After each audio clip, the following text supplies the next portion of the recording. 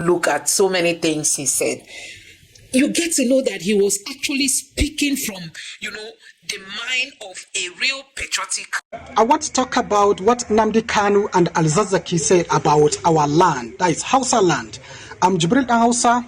I'm Hausa by tribe, but from the paternal and maternal side. Nnamdi Kanu said that there is no single Hausa man that is occupying a higher political position in the whole of Hausa land. And nobody is saying anything about what he said. Nobody came out from that side to debunk what Nnamdi Kanu said. Is it true that there is no Hausa man that is occupying a leadership position in Hausa land?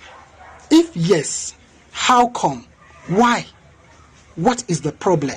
Oga, ask yourself. Now to that prominent Islamic cleric, Al-Zazaki by name, even though a controversial one, came out and said that we Hausa people have never existed. He must be a mumu man. He said, I swear to God. Our language is a combination of words from that small tribe that we have in the north.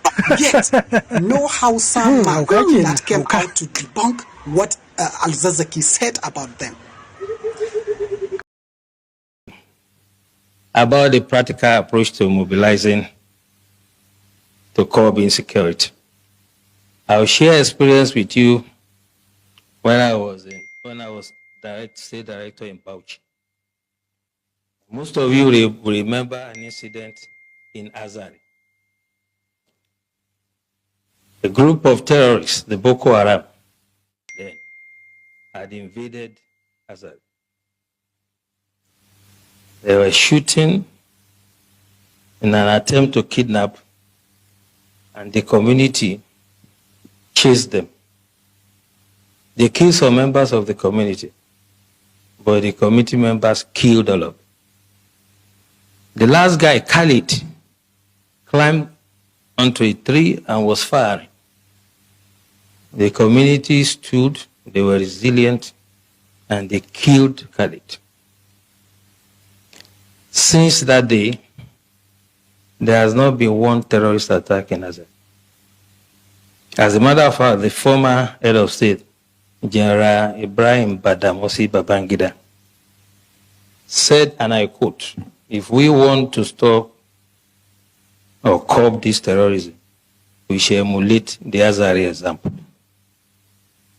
Tafa Balewa also happened to be a local government in Bauchi that was always in flames. And the people of Bogoro and some part of Tafa Balewa, where the Sayawas are, rose up on one occasion. They knew their terrain better, climbed onto trees and mountains. And when the invaders came, they did not only repel them, they seized their weapons. And since then, you can attest to it that you hardly hear about Tafa Balewa again. What I'm trying to say, the practical approach to mobilizing people, is that you have to get everyone involved. You do not expect the Nigerian Army, police, DSS, to protect every Nigerian or every community. It is not going to work. In the US, if you visit someone in the house,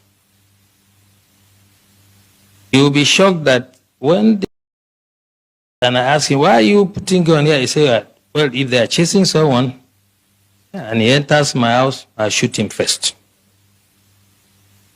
And that is the layer we have to start thinking about. How can you create first line of defense? The military, police, and other security agencies are to deal with the bigger ones, the organized ones. But it is impossible for us to deploy it to every community in the country. It is unimaginable that any security agencies that has the resources to do it. So as we live here, we all belong to one community or the other.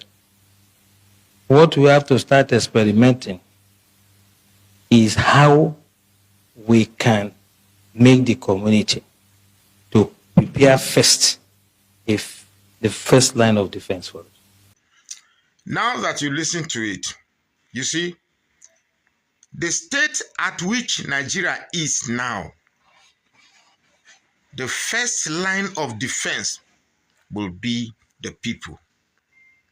I totally support that communities prone to this terrorist attack should be armed. Trust me, if you have, say, 10, 20 able youths in the community trained within 1 month, and you give them weapons, they would, at least, it is even better they die trying to defend their land than just be there like sitting dogs, being slaughtered like chickens. Look, let me tell you, every day,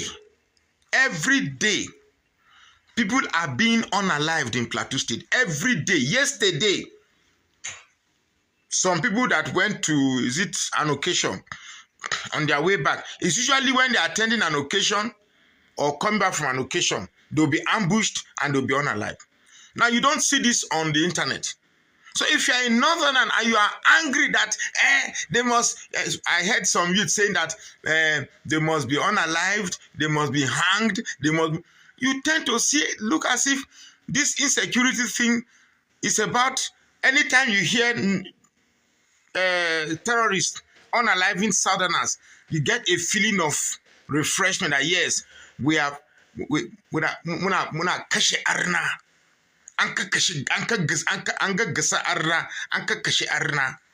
They feel like they're unaliving infidels. The lives of infidels are infidels, so if they unalive them, it doesn't matter. Now that is your psychology. If you have that psychology, the truth here is this. If we can't have a stable economy with a thriving insecurity, never. We can't have a stable economy with a thriving insecurity. Our naira is becoming worthless. Markets, it's a simple economic ideology. The lesser the supply, the higher the price. Now, when farm produce are not there to supply to the market, supply in the market will become small, thereby leading to higher prices. If we have plenty eggs flooding the market, over time the prices will go down. If we have plenty gari flooding the market, the price will go down. But how can we have gari flooding the market when cassava, which is used to produce gari, some miscreants are busy uprooting cassava and feeding their cows with it? So I doff my hat for the DSS of the Director General of the DSS. It shows that they know what they should do. They know what they are doing. He's smiling about it. They know what they are doing. But some people somewhere have a dastard agenda aimed at annihilating the South for the purpose of reclaiming Nigeria for an Islamic state. Let me use this opportunity to talk the Hausas. Now, I respect Islam. I respect whatever religion you are practicing. But do not let a group of people deceive you that they brought religion to you, and because of the religion they brought to you, you should be subservient to them. And because they finished conquering you, they are now attempting to take their subservient moves or subservience agenda to the rest of the country. As a Hausa man, you should learn to distinguish yourself. The Hausa was once a pride of its land that has its territory,